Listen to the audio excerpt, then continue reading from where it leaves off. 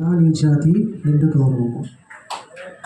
భారతీయులుగా చెప్పుకునేందుకు మనం ఎంత గర్వపడుతున్నామో, గర్వపడే ప్రతి భారతీయుని తయారు చేస్తున్న ప్రతి గురువును చూసి కూడా మనం అంతే గర్వపడాలి.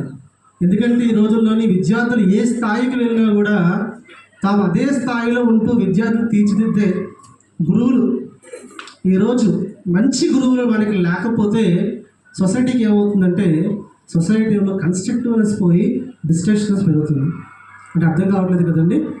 సొసైటీలోని మంచి గురువు అనేది విద్యార్థుల్లో లేకపోతే ఈరోజు మనం చెప్పుకుంటున్నాం చూసారా, ఏ రోజైతే మన స్వతంత్రం కోసం ఏ విధంగా పోరాడాలు సాధించామో, ఈ రోజు వరకు ఎలా కాపాడుకుంటున్నామో, భారతీయత మన రక్తంలో ఏ విధంగా ఉందో, ఇవన్నీ ఎవరు నేర్పిస్తున్నారంటే మొట్టమొదటి గురువు ఎవరైనా తెలుసా మీకు?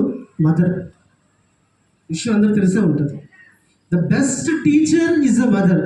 ఒకసారి ఇది ఏకీవించాలి, అందరూ ఒకసారి గట్టిగా క్లాప్స్ కొట్టాలనుకుంటున్నాను.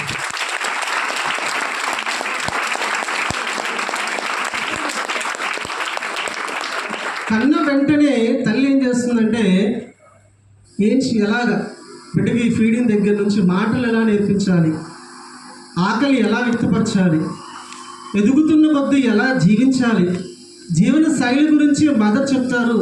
మరి అందరూ టీచర్ అంటే ఎవరు అనుకుంటారు? The best teacher in the world is mother. ఒకసారి మనందరం కూడా ఏమీ విద్దాం. తర్వాత మనం విద్యను అభ్యసిస్తున్నాం. నేను విద్య అనగానే చాలామంది ఏమనుకుంటారంటే అదేదో మ్యాథమెటిక్స్, ఫిజిక్స్, కెమిస్ట్రీ అనుకుంటారు, లేదా కంప్యూటర్ సైన్స్ అనుకుంటారు, రైట్? లేదా మన బ్రాంచెస్ తీసుకున్నాం కదా, like EC, mechanical, civil, triple అనుకుంటారు. విద్య అనేది ఏంటంటే ఒక నైపుణ్యం లాంటిది, right? It's like a skill, right? ఒక రంగంలోని నైపుణ్యతని పెంపొందించుకునేదాన్ని విద్య అంటారు. ఆ విద్య నేర్పించేవాడిని గురువు అని చెప్తారు. ఇప్పుడు ఏకలవ్యుడు ఉన్నారండి, ఏకలవ్యుడికి గురువు ఎవరు?